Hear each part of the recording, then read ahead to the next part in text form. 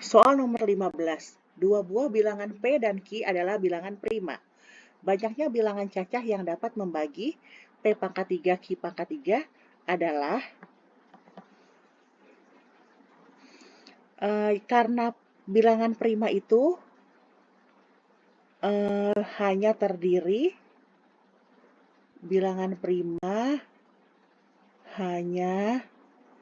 terdiri dari dua faktor,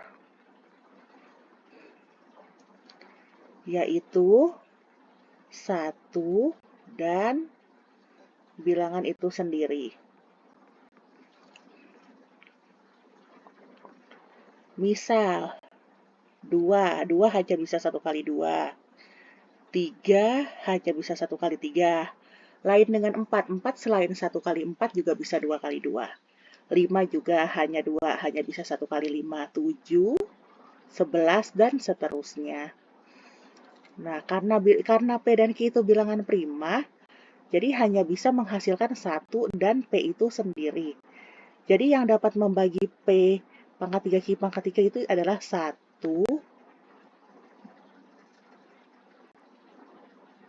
ya, 1 P, P pangkat 2, Q pangkat 3, Q pangkat 2, Q pangkat 3. Lalu perpaduan di antaranya PQ, P kuadrat Q, P pangkat 3 Q, atau Q-nya yang naik, PQ kuadrat, PQ pangkat 3, P kuadrat Q kuadrat, P kuadrat Q pangkat 3, P pangkat 3 Q kuadrat, P pangkat 3 Q pangkat 3. Nah, ini semua ya. Jadi ada berapa nih? 1, 2, 3, 4, 5, 6, 7, 8, 9, 10, 11, 12, 13, 14, 15, 16. Jadi jawabannya ya Kak ya. Cara cepat,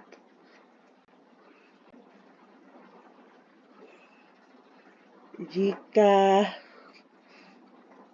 P dan Q bilangan prima,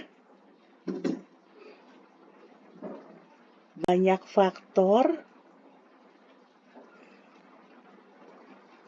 dari P pangkat M dikali Q pangkat N adalah M plus 1 dikali N plus 1 juga. Banyak cara cepat jika P dan Q-nya itu bilangan prima. Nah, kenapa plus 1, N plus 1? Karena itu seperti permutasi sebenarnya ya. Jadi 1 termasuk, P pangkat 3, Q pangkat 3 termasuk. Jadi ditambah 1 dulu baru dikalikan. Nah, jadi untuk soal ini jawabannya adalah 3 plus 1 dikali 3 plus 1. Jadi di sini M-nya 3, N-nya juga 3. Sama dengan 4 dikali 4, sama dengan 16. Soal nomor 16. Budi menyusun 64 kubus yang masing-masing memiliki volume 8 cm kubik menjadi sebuah kubus yang besar. Total luas permukaan kubus kecil yang berada di dalam kubus besar dalam kurung tidak di permukaan adalah berapa cm persegi. Jadi ini kubus yang kecil. Kubus yang kecil itu volumenya 8. Kalau volumenya 8, berarti sisinya sama dengan akar pangkat 3 dari 8. Karena volume itu kan rumusnya sisi pangkat 3 ya. Jadi akar pangkat 3 dari 8 adalah 2 cm. Nah, kemudian sebanyak 64 seperti ini dibentuk kubus besar. Nah, kubus besar. Kalau 64 itu kan 4 pangkat 3 ya. 4 pangkat 3, berarti di depan itu ada 4.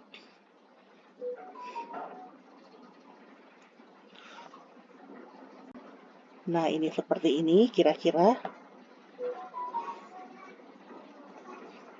Nah, di atas juga ada 4.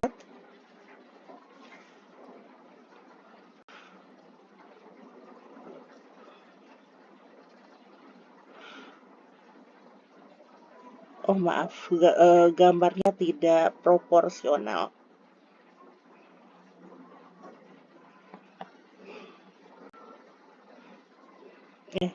Salah.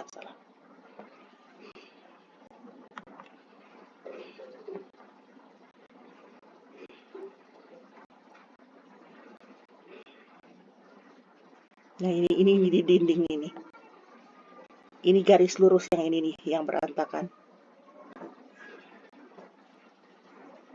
Nah, jadi ini semuanya berbentuk terbentuk dari 64 kubus yang kecil-kecil, karena kubus yang kecil-kecil di atas ada di atas 4, tingginya 4, ke belakang juga 4, jadi pas 4 kali 4 kali 4, 64. Nah, kalau tiap kubus kecil itu 2, berarti kubus besarnya sisinya itu sama dengan 2 kali 4, karena ada 4 kubus kecil di panjangnya itu ya, 8. Nah, luas permukaan itu kan luas permukaan sama dengan 1 6 dikali, karena ada 6 sisi, depan belakang, kiri kanan, dan atas bawah. Jadi ada 6. 6 dikali, tiap sisinya adalah 8 kuadrat. Sama dengan 6 dikali 64. Sama dengan 384 ya. Itu luas permukaan. Sedangkan kalau kita mencari luas total itu semua luas permukaan total dalam maupun luar itu sama dengan ada 64 kubus kecil, tiap kubus kecil itu punya 6 sisi, tiap sisinya 2. Sama dengan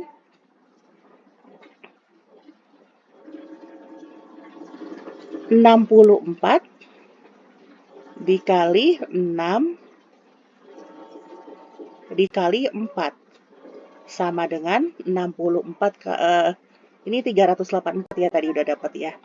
384 dikali 4 adalah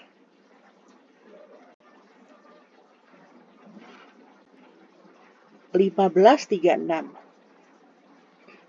Nah, jadi yang ditanya adalah luas permukaan kubus-kubus kecil yang berada di dalam kubus besar, yang bukan di permukaan. Jadi ini total, maaf saya penempatannya agak nggak berurutan ya, penempatan saya menulis total permukaan kubus-kubus kecil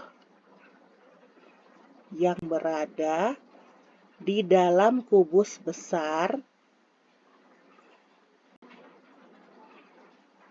itu adalah selisihnya, sama dengan 1536 dikurang 384. Kita hitung lagi ya. 384 2 5 11 1152 yang di dalam ya, yang di dalam bukan di permukaan. Jadi total semuanya dikurang yang di permukaan sama dengan 1152 cm persegi. Jawabannya yang A. Baik, sekian dan terima kasih.